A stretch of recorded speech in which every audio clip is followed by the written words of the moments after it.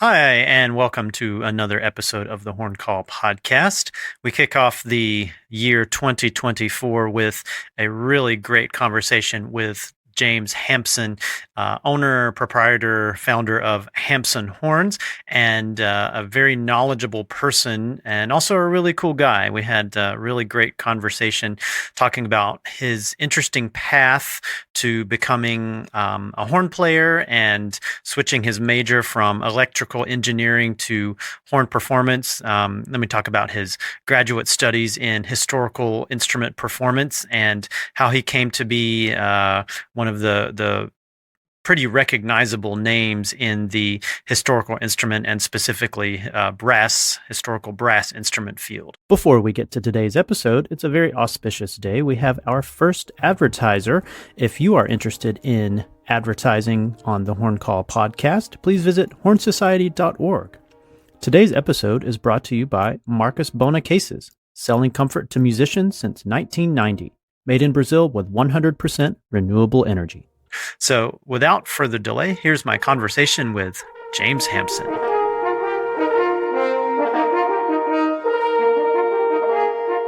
Back to what I was just saying before the recording started. So, yeah, if you could share with us just a little bit about your path to where you are right now, running a successful business, being a very active performer on both modern and historical instruments, and that's pretty rarefied air. So, I think that would be really cool to share a little bit of the path that led you there. Sure, of course. Yeah. So, kind of when I was in high school, I never wanted to be a musician. I'd been playing horn since I was 8. I never had a private lesson. I started piano when I was 6 in this very building I'm in right now, which is Wow. awesome. Yeah, so I'll talk about that a bit later. And then, yeah, when I was going to college, I was really great at calculus and physics. And so it was actually my grandmother that was like, why don't you go into engineering? I had no idea what engineering was, but I was really great at kind of the theoretical stuff behind it. Like I could sit down and do math in my head and all that stuff. So I went to school at Rochester Institute of Technology in 2005, studying a 5-year program in electrical engineering. It was a combined bachelor's master's. And while I was there, I was minoring in music because I had an interest in it, but not enough interest to kind of make it a career. And I'd been playing horn. I played horn in the school orchestra. And then kind of the semester that was changed everything, I was taking a course on Mozart operas. Mm. And the professor was teaching about the instruments at the time that Mozart wrote for. And then he got to the horn, he got to the natural horn. And like it blew my mind. Like I'm just like, I played the horn and like I've studied and stuff on my own. And then it's like, what's this thing without valves? um, and it just fascinated me. It really did. I don't know why. It just fascinated me. And then I went home and I looked through my CD collections when we still had CDs, and I found a recording of the Mozart Horn Quintet played by Lowell Greer. And so I kind of put that on and I started listening and I started, wait, this isn't valved horn. This is something different. And I started listening to the intricacies of the natural horn. And then from then on, I just like learned everything I could about Lowell Greer. Is that his history, where he played, like everything he did is building. And then I contacted him one day, and as we say, that's history. That's where it all started. But I was still doing engineering, and Right. I woke up one morning. I remember this clearly. It was a Monday morning, probably in January of 2007, Uh-huh. and something in me was just like, "You're not going to class today. You need to think." So I didn't go to class all day. I went to orchestra rehearsal that night, and they were doing the Mozart Symphony Concertante for violin and viola. Mm-hmm. And I just started playing the part, holding down one E flat horn. Right. And then I was like, I want to make this my career. Um, Wow. What a light bulb moment. it was strange. Like I don't know. It was just something about learning about the natural horn. We're just like, I need to do that. And like I said, I've been playing horns since I was 8. Never took it seriously. Just kind of played it in band as a kid. And then I kind of started having my first private lessons that semester, kind of getting prepared to transfer to music school. Okay. Who were you studying with at the time? I don't remember her name. I know it's bad because this is all before I went to music school. Oh, okay. Yeah, that's right. I think you mentioned that in your article, but Whoever Yeah, she so is, she's all awesome. I Whoever she remember is. is that she toured with I think she toured with Spam a lot. Oh my goodness. Okay. She lived in like the Cornell, Ithaca type area. That's all I remember. Okay. So if anyone knows her name, I would really love Yeah. that. If you're out Um, there and you're listening to this podcast, if you were James Hampson's teacher, yeah, so this would have been 2006, 2007 in Rochester, New York, teaching at RIT. So it was a woman. I don't remember her name. I wish I did, but that's it'd so be great. interesting. And I mean, I get that, you were on this career path and it took you to Rochester Institute of Technology, but Rochester is kind of also known for having a pretty darn good music scene. Right? Exactly. So that's why the teacher there, his name is Michael Ruling, and he's still teaching at RIT, is that he's a Haydn scholar. And it was amazing studying under him. And because of all this, he actually created special music classes for me and another student to learn about music history. And then when I transferred to music school, I went to SUNY-Fredonia in Fredonia, New York. I studied with Marc Guy, who just retired from his position. And I double majored with music and mathematics. Okay, that makes sense. The only reason I did that math degree is because I did so many math courses. I only needed 3 classes to get a bachelor's in math. Wow. So it didn't add any time on. I decided just in case to have that backup if needed. And then during my undergrad in Chautauqua, New York, with the Chautauqua Institute, they have great orchestra there. They bring in great guests. And they happen to have the American Hunting Horn Society having a yearly meeting there. And I had just purchased Trompe de Chasse. And I'm just like, okay, it's right next to me. I'm going to go. I knew nothing about it. I walk in the door, and the first person I see is Lowell Greer standing across the room with everyone surrounding him, talking to him.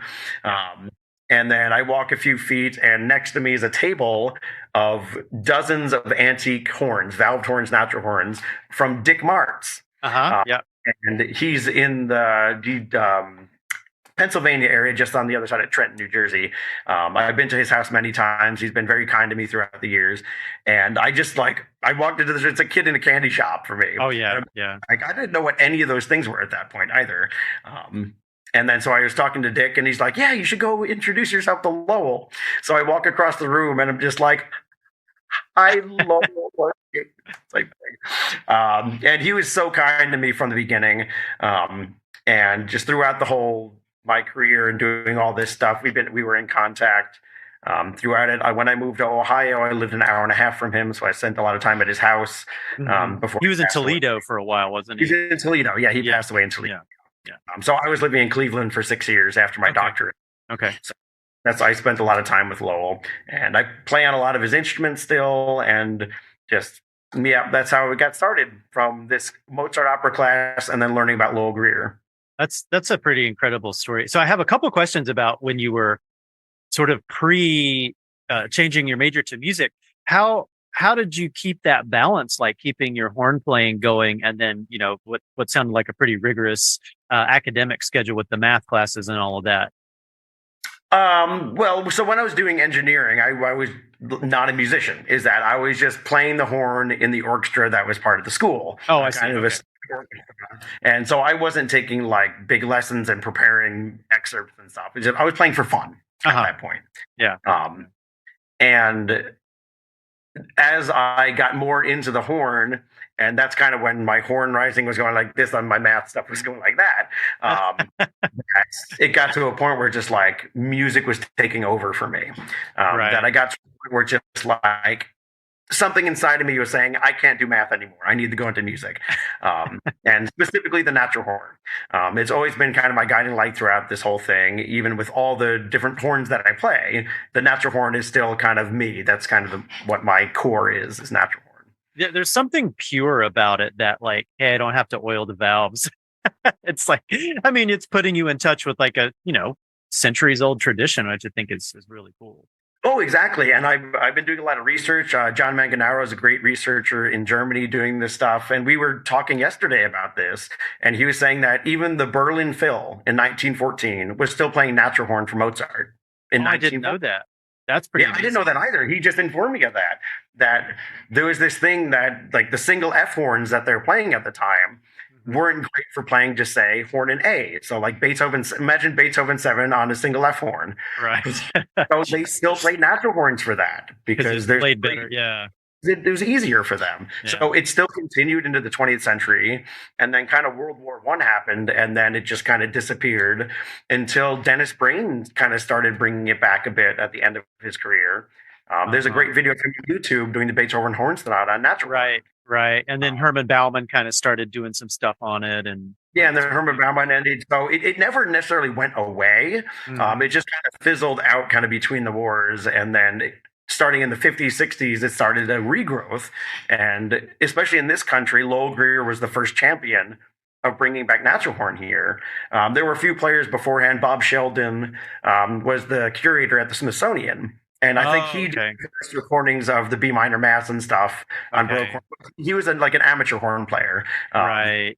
Lowell Greer was just like at the top of his game in his recording career and his playing career. And it really took off in this country with him playing natural horn. Right. And then I've heard that at one point, I don't think he ever formalized it, but people could go like, study how to build a natural horn with him or stay at his bed and breakfast or something like that. Yeah. Yeah. He invited me to do that. When I was a student, I didn't have the time to do that. I wish I could have done that. But I did, fortunate to spend enough time at his house talking about those things. Yeah. That's pretty amazing. And did you ever have any, of course, Rochester's where Eastman is as well. Was there, I imagine there were lots of other concerts and things going on so that you being an aspiring, horn professional, you could, have access to all kinds of stuff going on in the city. Yeah, I went to the RPO a lot when I was in Rochester. I mean, that was kind of my first orchestral experience because as a kid, I'm from Long Island, New York, kind of an hour east of New York City, but I never really went to many concerts. I kind of went to Stony Brook University and saw their Nutcracker as a kid. Right. But other than that, I really didn't see orchestra concerts. So the RPO was kind of my first venture into that. And of course, they're phenomenal musicians there. It's a good group. Yeah. I think my first concert I heard there was Beethoven 7. And it's just like, ooh, yeah, good introduction to it. Yeah. But yeah, Rochester was full of amazing music. That's pretty cool. And so where are you now? You said you're in the building where you were had some history with, right? Yeah. Yeah. So last year, I moved back to my childhood home in Patchogue, New York. Okay.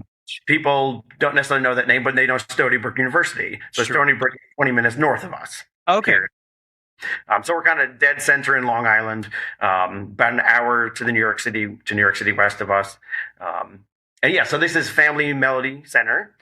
Is that, like I said, I started piano here when I was 6, and now I have 6-year-old twins, and they're taking piano here too. Oh, that's cool. Continuing that tradition, yeah. That's pretty neat. Yeah. And so what prompted the move from, you were in Ohio, right? And that's where the business got started? Yes, yeah. So the business got started in June of 2017. Okay. So to give an idea of this timeline, I finished my doctorate in May of 2017. I started the business in June of 2017, and then my twins were born in August of 2017. Life is like that sometimes, yeah. Yeah, and kind of the reason for starting the business was how can we afford life with twins and being a musician just getting out of a doctorate? And it occurred to me that I had already been getting in a lot of rare and antique instruments. I got them in for colleagues and friends. And I was kind of looking at the horn market, and that was at the time that Lowell Greer was kind of dropping on his shop. He wasn't really doing it anymore for health reasons. And I kind of, at the beginning, I was feeling a niche in the market. Is that at the beginning, it was all instruments I owned, mostly these rare and antique instruments. And so I sold 4 of my personal instruments to start the business. And then kind of growing the business, it really started with student double horns. Of American vintage, Kahns, Kings, Reynolds, just getting them cheap on eBay, getting them fixed up by my repair tech, JC Sherman in Cleveland, and then just selling those. And I sold enough of those that funded the rare and antique stuff that I like to do, because doing those restorations is expensive. Yeah. I have instruments with Richard Serafinov that's like, it's going to be $8,000 to restore the instrument. And weirdly enough, the pandemic actually helped my business. You can't say that for most people, but it actually helped my business because musicians, horn players got bored. Right, right. The people that still had jobs that still were getting paid were home, Uh-huh. just doing recordings at home, and they're just like, I've been interested in natural horn. I have time now. Yep. So I actually, because I funded all those projects, a lot of those things sold. Well, and you had made a lot of videos yourself, playing on different kinds of instruments. So I think people knew you were around and knew that one, you knew what you were doing because you sounded great on the videos. And two, you had all these really cool and unique instruments that you were knowledgeable about that you could share information about.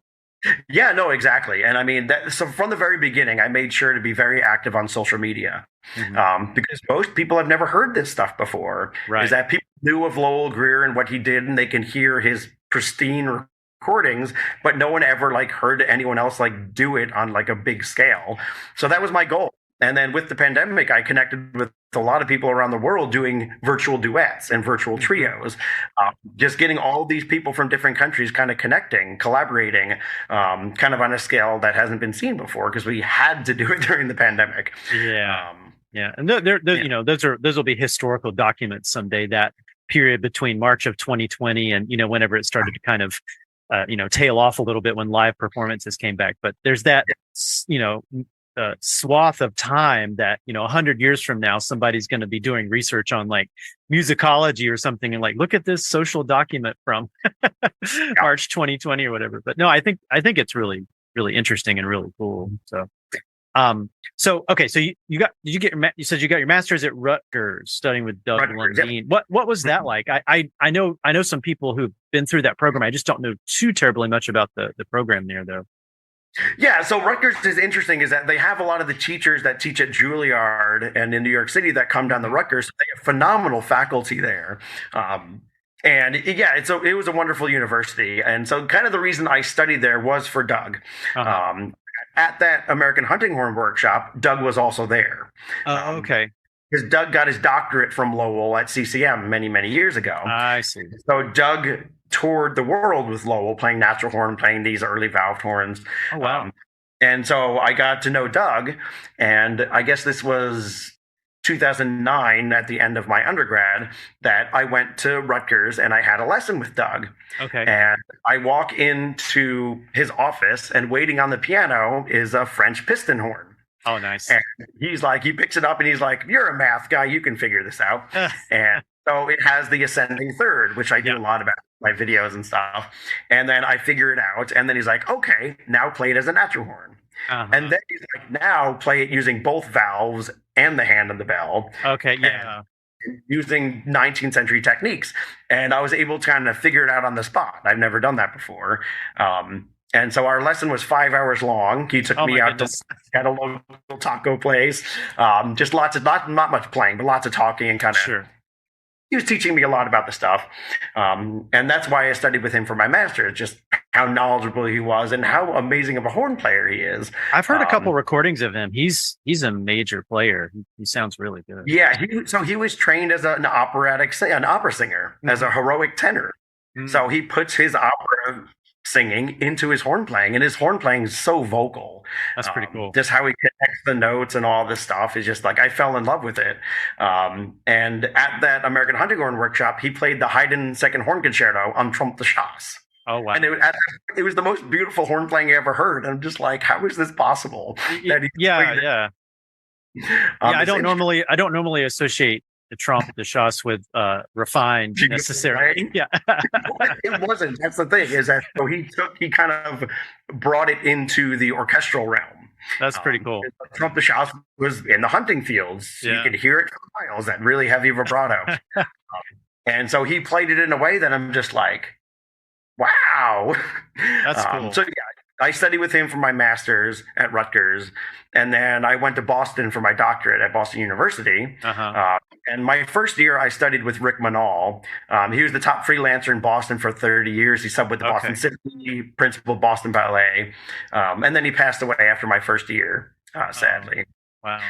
And then obviously there's not many people in the country that can teach that, because I was getting a doctorate in historical performance. So Doug would come up to Boston and he taught me the rest of the time. Yeah. So I spent most of my time with my master's and doctorate with him. And so already by your master's degree, you kind of knew like, okay, I want to do a lot of playing on the natural horn and that sort of thing. Yeah. Okay. So at Rutgers, my master's was in modern performance. So I would play with the orchestra and all those things and lots of chamber music. But during my lessons, it was pretty much all natural horn. Oh, cool. And a lot of it was, at that time, I was a terrible horn player, honestly. Because like I said, I never had a private lesson. There were so many things I did wrong. Like, and like, I was an amazing high horn player. Like, during my undergrad, I played Bach Cantata 79. Oh, goodness. And that's a G horn that just stays with high Ds. Yeah. And I played that no problem as an undergrad. But I had zero low range because I never had a low embouchure. I never had a low setup. How interesting. And you started on horn? You didn't start on trumpet or anything? Yeah, I started on horn in 4th grade. Oh, wow. Yeah. I've heard of that, but usually it's somebody that started on trumpet or something, and then they kind of So just what happened was I told this story in the interview before that in 3rd grade we kind of had our music test, and depending on your score you could get your first, second, or third choice. And I got 100 on the test, so my first choice was French horn. I honestly don't know why. I must have seen some guest that came in that showed it. And my mom said I came home from school one day screaming I wanted to play the French horn.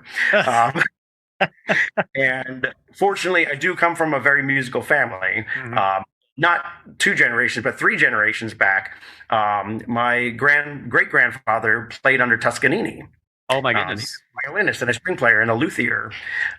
So it's in the family. And my great-great-great-grandma played for Queen Victoria. She was a concert pianist.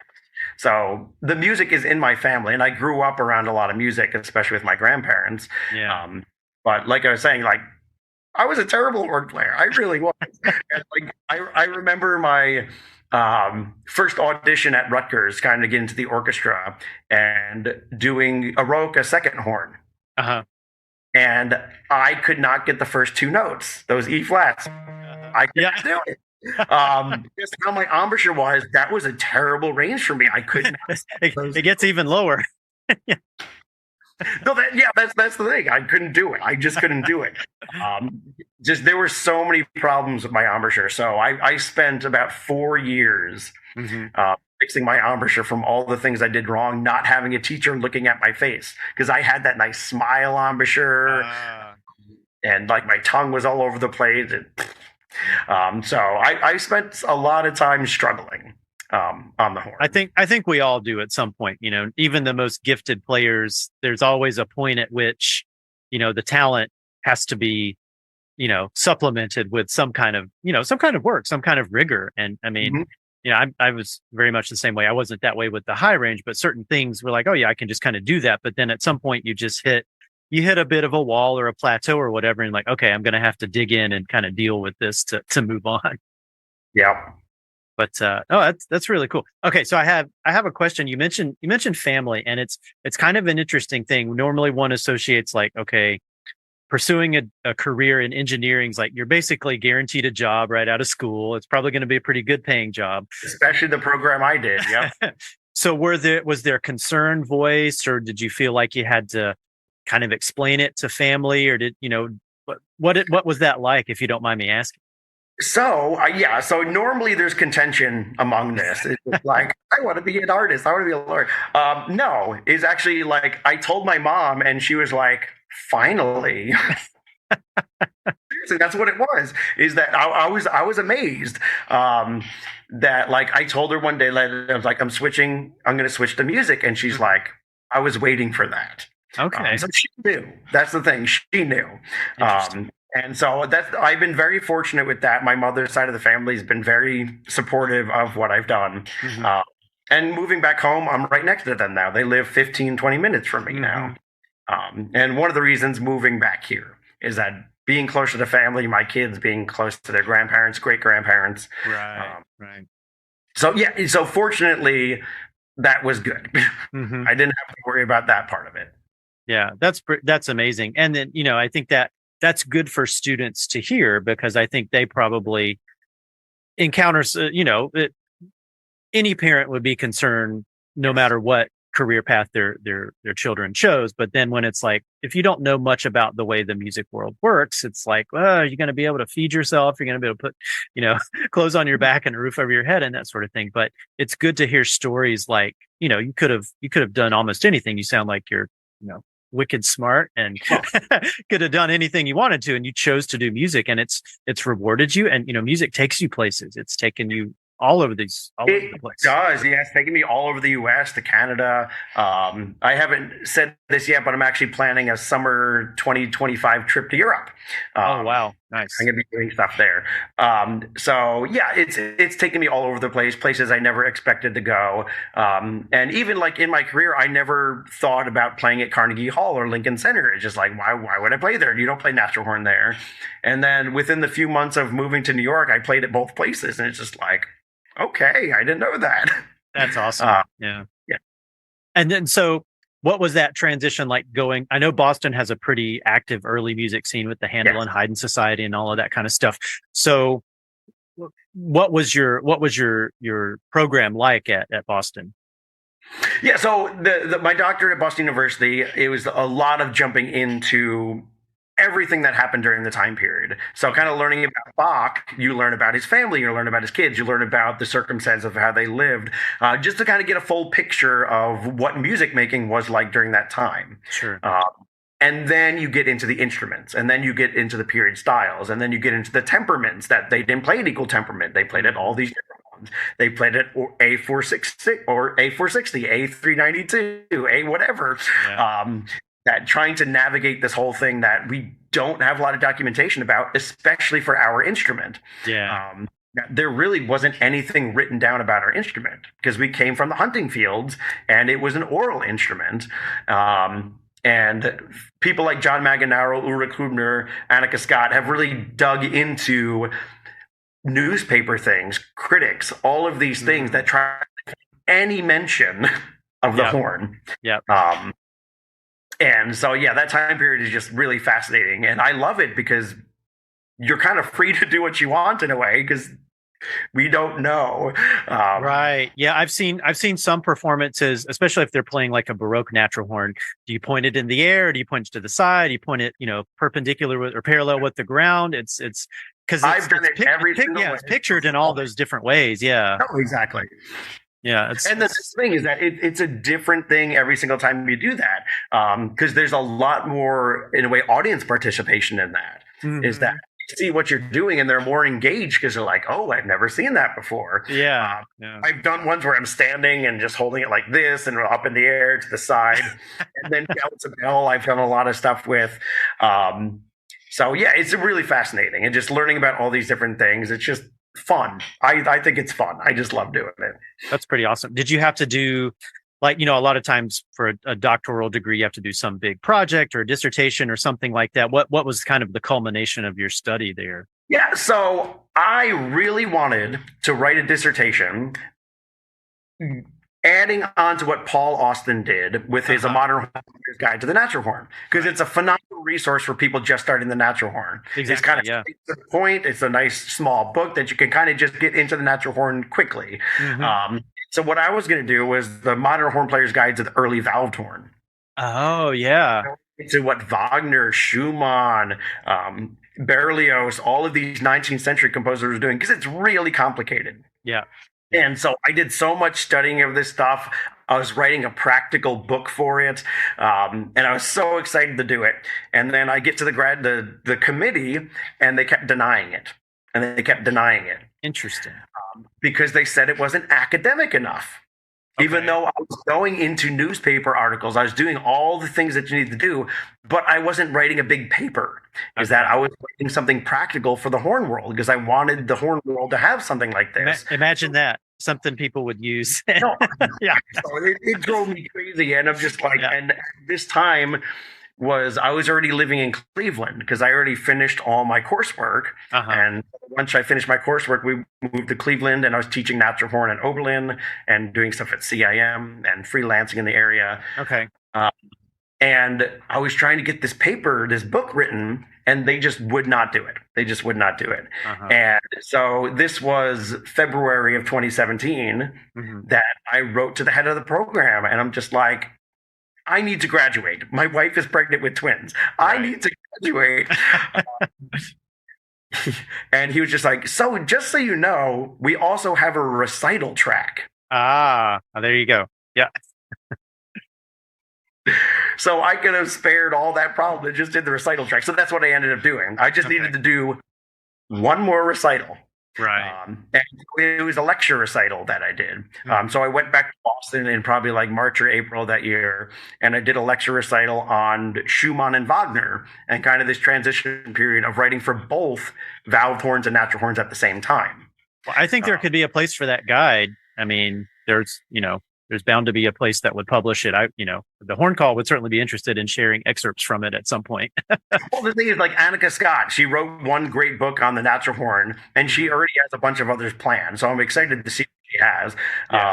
Because kind of for me is that at that point, I really wanted to write it. Just with kind of everything I've done in my career so far, I'm at a point where it's just like, it's really hard for me to sit down and write something like that. You'd have to take a sabbatical or a break or something to just have the time to sit down and do it. And I'm still the primary caregiver of my twins. So it's hard. They're in first grade now, at least, but it's hard for me to do that as a father. Right. Like a very dedicated father to my kids. So when are you finding time to practice? Always like I said, they're in school. Yeah, you can while they're in school. Yeah, I need time to practice now. I do have time to do that now. It's been hard because, like I said, the first 5 years of their life, I was their primary caregiver, and I grew the business throughout that. Whenever they didn't nap, which was hard, but when they went to bed at night, that's when I did all my business. I did all my business between like 9 p.m. and 3 a.m. Oh my goodness! Business, talking to people, and fortunately, with technology and social media nowadays, I just build up so many connections just sitting on my couch on my phone, messaging people in Spain and Germany. So that's how I grew this business through that time. And I practiced a lot with a practice mute. Pictures of me when they're really small, just laying on top of me, playing a piston horn with a practice mute in. That's pretty awesome, man. That's funny. Yeah, when my son was little, and he didn't nap a whole lot either, but there were many attempts made at napping. We had like a walk-in closet. That was the only place in the house I could play, and it wasn't audible in his room. So I would just go, bury myself in that walk-in closet. So. Yeah, but fortunately, I mean, before my kids were born, we were kind of looking at kind of research and can babies growing inside of a woman hear music? And they can. They can, yeah. So I made sure right at the beginning to practice near my wife. That's funny. She loved that. It was for the kids, and my kids love music. That's good to hear. Yeah. Their first grade music teacher sends me pictures of them at every music class, and they're just like, they're at the front of the class every single time. That's pretty cool. So you mentioned you were teaching natural horn at Oberlin. Was that when Roland Pandolfi was the horn teacher there? Yeah, okay, that's cool. Roland was there. And then when Roland retired, they were looking for people to hire, and then Jeff Scott got that position. Phenomenal player. But kind of at the same time is that there were financial issues at Oberlin, so I kind of stopped teaching there, and then the pandemic happened. Right. And so I stopped teaching there. I stopped teaching at CIM. And then obviously the pandemic, no one was gigging. So I just had the business and I wasn't playing anymore. And that was part of the reasons moving to New York too, is that a lot of my opportunities in Ohio just dissipated. So but I'd get more opportunities in New York. Right. Well, yeah. And speaking of that, it sounds like you've been doing, I mean, it's all related to your business and that sort of thing, but you're consulting with like the Met, you're working with other freelancers and things like that. Story too. Yeah. So Barb at the Met came out there with the Brass Witch, and I was kind of amazed by it because I'm just like, it's just the pencil holder. It's what is this fancy thing? But I just started noticing different players in different countries like getting together because of it. Is that it started this like phenomenon that you have a brass witch, I have one too, and like, isn't that interesting? Yeah, and this is for anybody that doesn't know, this is Barbara Jostlein, right? Yeah, and she's fourth in the Met. Yep, fourth horn. Okay, yeah. And she's Inventor of the brass switch. He's the inventor of the brass switch. And so we set up a meeting because I own a business and I just wanted to sell the brass switch. And she had a different idea for that meeting because at the end of it, she asked if I'd come in and consult with the horn players. And I honestly didn't even know she knew who I was because I've kind of always been on the fringe with what I do, with playing natural horn and all that stuff. And I kind of saw how I was kind of going more into the mainstream of what horn players are doing and people seeing what I do as beneficial to them. Mm-hmm. Yeah. It's interesting to me. I mean, I'm not a natural horn player, but I've always been interested in history. I also teach music history at my university in addition to horn. So it's kind of, I'm got a foot on both sides of the fence there. So I don't really see a separation in it. It's just, it's another cool thing that horn players can do. No, exactly. That's what it is. Like, I don't see natural horn as a different instrument. I just see a lineage. I see us in the hunting fields in every single step along the way.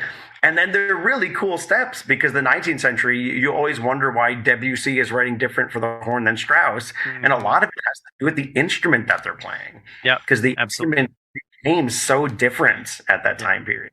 Yeah. And then so what kind of consulting are you doing for the Met? Oh, sorry to jump. No, it's fine. Yeah, so I mean, I was brought in as a mouthpiece consultant. Okay. Lowell Greer passing away, there were over 250 mouthpieces there. Before Tom Greer passed away, he sent me his whole moosewood collection to sell for him. And I kind of de facto became an expert on mouthpieces because I had to learn so much getting those in. Okay. I'm the type of person that I have to go 110% if I'm learning something. So I dove deep in that and I started contacting mouthpiece makers and I started contacting, especially Jonathan Ring in the San Francisco Symphony. We talk almost daily because he has a huge, amazing collection. And he spent a lot of time helping design mouthpieces too. He's got one, a Hauser. Hauser has a model that he does. Yeah, it was my main mouthpiece for many years. And so we just switched over to these new Alpine mouthpieces that I've been working with the Met on. Oh, okay. I've got one too. Those are the ones Jacob Medlin is involved with, right? Yeah. I picked up one. I'm kind of I don't hate to admit it. I own it proudly. I'm a bit of an equipment junkie, and yeah, my wife is very understanding of that habit. Mine too. But so God bless them. But yeah, I picked up a couple of those because I was like, hey, Jacob knows what he's doing, and he's got some really amazing horns out there. But if he's working with, it was like a Swiss engineer or something for the CNC. So he's an American, actually. His name is Keith. Okay. He moved to Switzerland 2 years ago because his wife got a job over there. I first met him 10 years ago in Boston because he had it in Boston. So I think that he remembered me from 10 years ago. And he saw that I moved to New York and I was doing all these things with mouthpieces and I kind of got involved in that way. Yeah. I really like the one I'm playing on. It's similar to others I've tried, but then there's some unique things like, oh, okay, I didn't expect it to be easy to do this on this mouthpiece because it doesn't appear to be that different than other similar models by other makers. So that's really cool. Okay, so we got to get into this then. Let's get into the weeds since this is a horn podcast. So sure. Okay, so what have you learned in your extensive study of mouthpieces? Are we all crazy for trying to find? Are we crazy for always looking for a better mouthpiece, or we just stick with one and just not worry about it, or is there something to be said for switching equipment? So I'm against the idea of one horn, one mouthpiece for an entire career. Because we change, our biology changes. Is that our lips, the muscles change, our muscular changes, we can't hold the heavy horns anymore. So it is a rabbit hole, and that's why people come to me, because they're just like, they see how many things are available. Yep. And they're just like, I don't know how to start. Where do I even start? And that's how we all feel. And for me, it's funny. I have all these mouthpieces, all these horns and stuff, and I actually don't consider myself like an equipment junkie. Is that I'm not like switching between them saying, oh, I need to find this. This 103 has a better G, so I'm using that for that concert. It's that I play period horns when I can. Whenever I get a chance to, I play these old horns because I have the ear for what the composer wanted to do. I can sit in the shoes of the players of the time and be like, okay, I have this music in front of me. I have this horn in front of me. What can I do with this instrument? Yeah. And so I understand it. It's huge rabbit holes that you have to go down to. And I've spent the 10,000 plus hours on mouthpieces, studying them and all that stuff. And disclaimer, I'm not a repair tech. I'm not a builder. I don't do any of that stuff. Is that I have no interest in doing that stuff. I do not like working with my hands.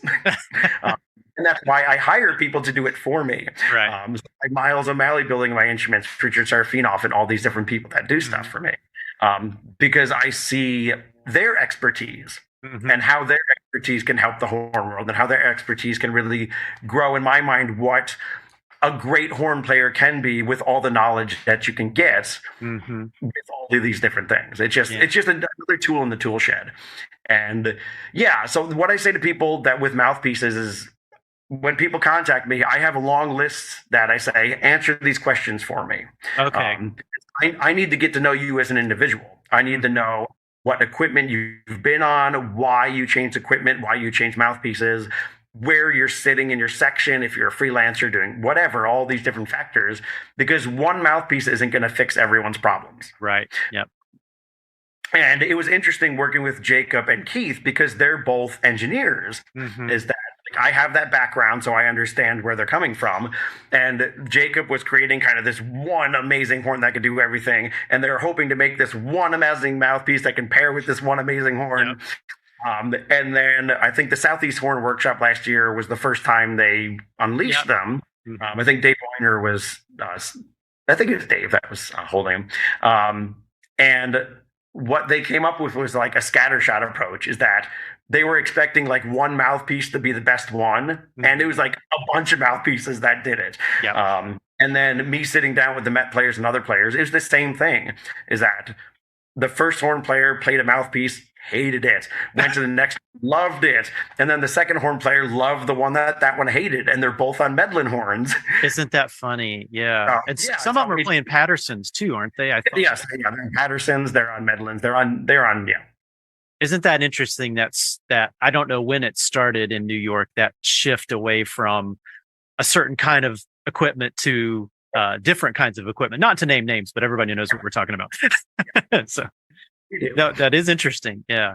Yeah, and it is fascinating for me from that perspective, is that kind of coming into these players who did play on that equipment for a long time. Yeah, it's different. Yeah. It's interesting with the Met players because they switched equipment a lot.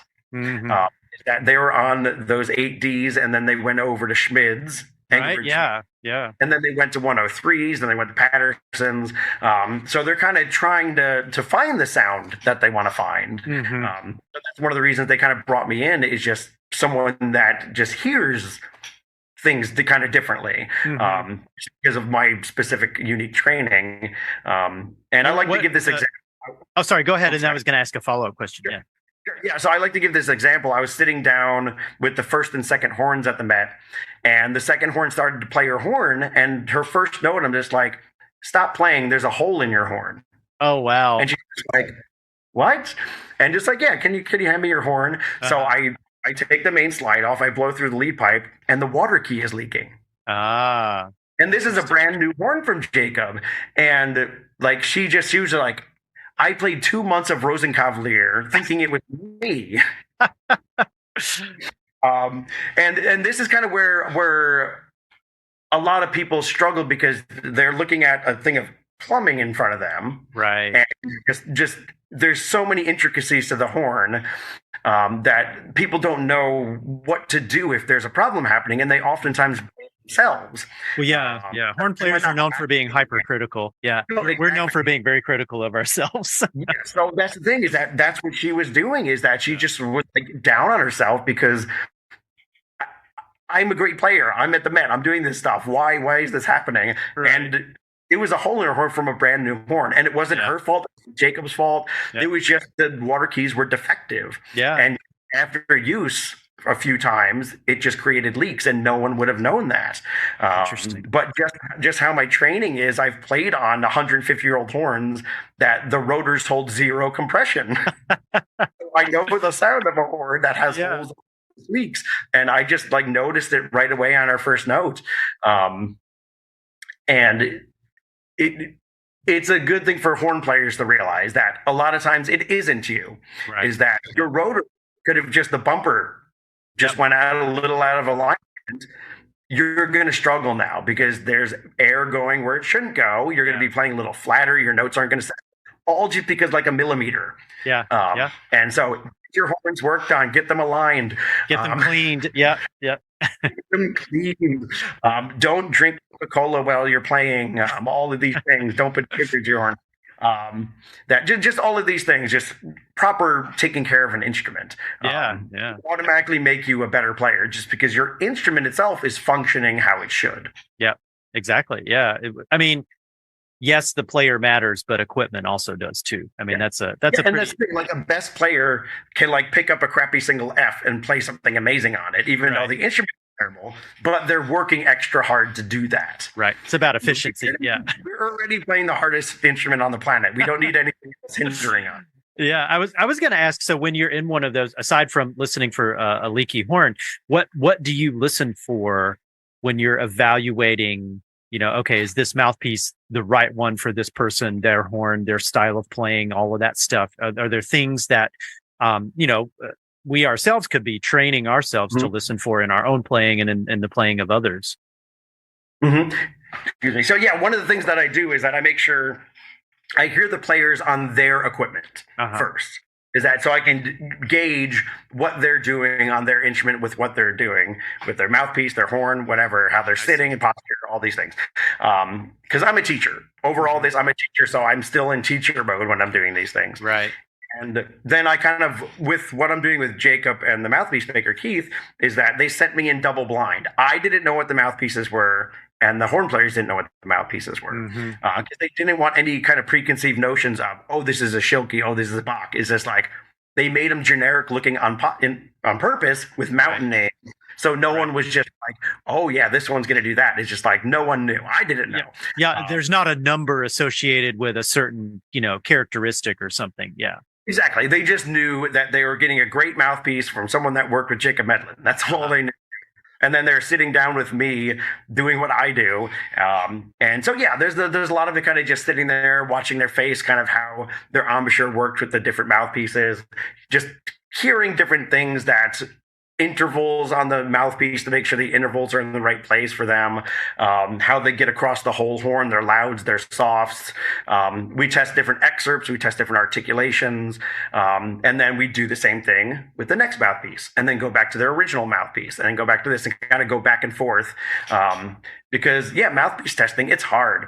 And it's why there's people that have hundreds of mouthpieces. And it's hard on the face, too. Yes, exactly. And that's why the screw rim is amazing, that we can keep the same souls working. So there's a lot that goes into it. And like I said, before all these meetings, I always have this big list of questions that they have to answer, because I need to know them as people. Right. Is that you can have the best horn and the best mouthpiece, but then it won't match with the person. Right. Because we're all different. We have all different backgrounds. The biggest one for me is that Marshall Seeley came all the way out here to visit me for a consultation. If people don't know Marshall Seeley, he's a phenomenal freelancer. He was principal horn of the Emmys and the Grammys this past year. So you've all heard him. You might not know his name, but phenomenal horn player. He plays a prototype vintage 8D. Oh, okay. From the factory. He got to pick one of the original ones. And sounds like $1 million. That, oh my goodness, he's phenomenal.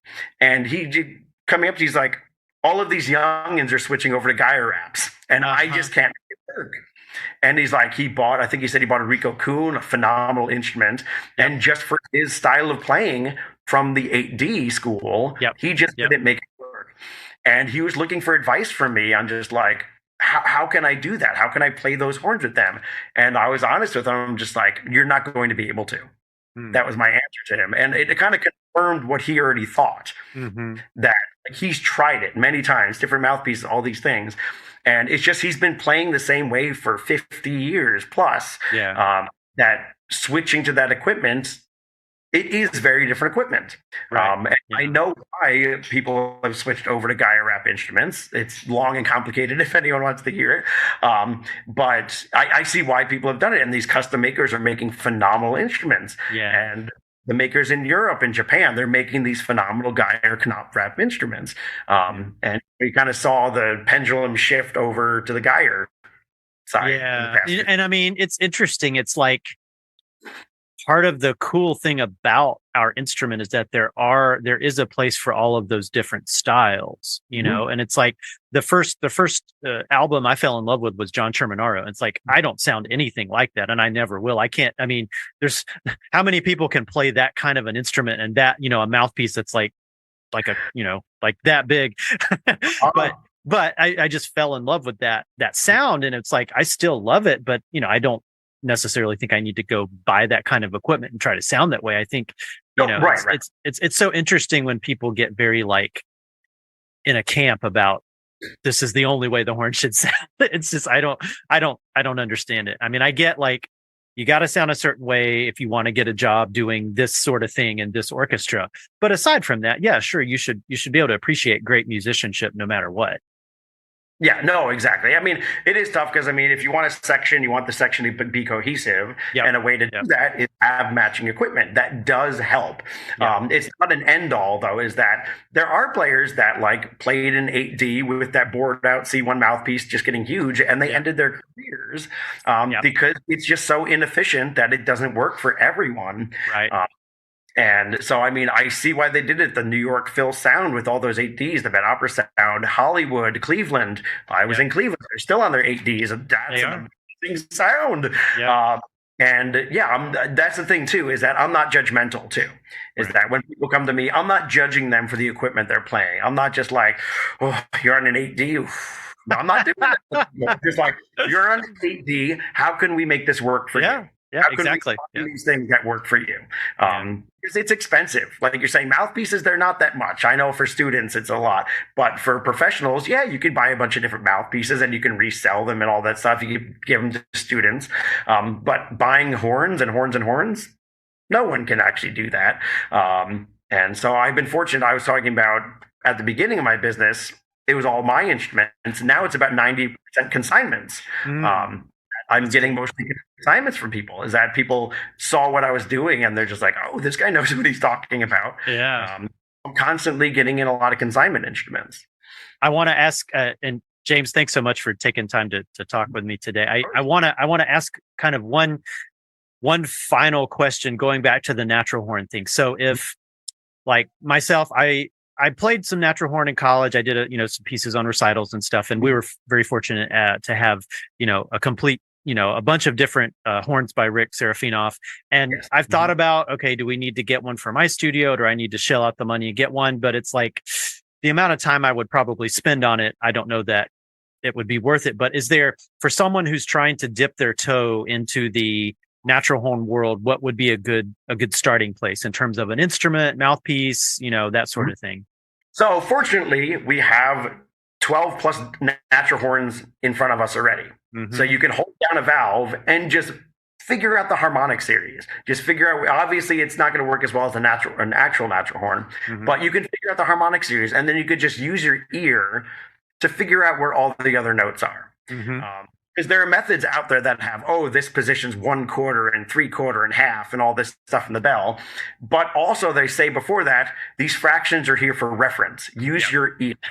And as horn players, we're always using our ear. What's 3/4 stopped? What's 7/8 stopped? Exactly. And I mean, once you get into like what I'm doing, my hand, my throat, all these things are doing really crazy stuff. Things I've picked up over the years. So you have it in your thing. So hold down one E flat horn, play a Mozart horn concerto. You're going to sound like crap. We all sound like crap at the beginning. It's a very humbling instrument.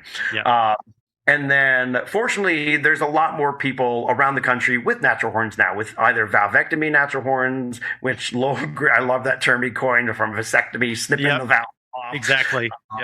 Is that we make a low-cost natural horn that has full crooks. You can play in every key. It's only $2,000 for that. But once you start really getting into it, that's when you're going to need something like from Richard Serafinoff, some stuff that we're at these replicas of actual natural horns that have the correct tapers, have the correct bell throats, so you can actually really get into the tonal center of what a natural horn is, because it's very different. And so, yeah, just you have it in front of you. You have that double horn in front of you. You have a single horn, whatever you have in front of you. You can start there. And then like low cost options of valvectomy is that I really don't make any money on these things. And I try to sell them as low as possible. And a lot of universities have purchased them. I just sold to University in Louisville, not Louisville, Tennessee. I'm blanking right now. But I sell a lot of these things. That it's just a way to do it. That and they're fun. They're just kind of fun to mess around on. You can't hurt them. They're built like a tank. So yes, they are. Especially the ones that came from Lowell. They had leprosy. They played. And so there's definitely ways to do it with the equipment you already have. And what's great about the natural horn community is almost all of us will share our equipment. Is that you come over, you can play my natural horn. A lot of them are like that because they just want to share their love of it. So there's people all around the country with these instruments, and a lot more universities are getting them too. So just reach out to your local university, reach out to your local horn teacher, whatever. They might have one. That's awesome. Yeah, cool. And so it sounds like you've got lots of exciting things coming up for you in the future. And thanks again for speaking with me today. Oh, of course. Yeah, it's been a pleasure.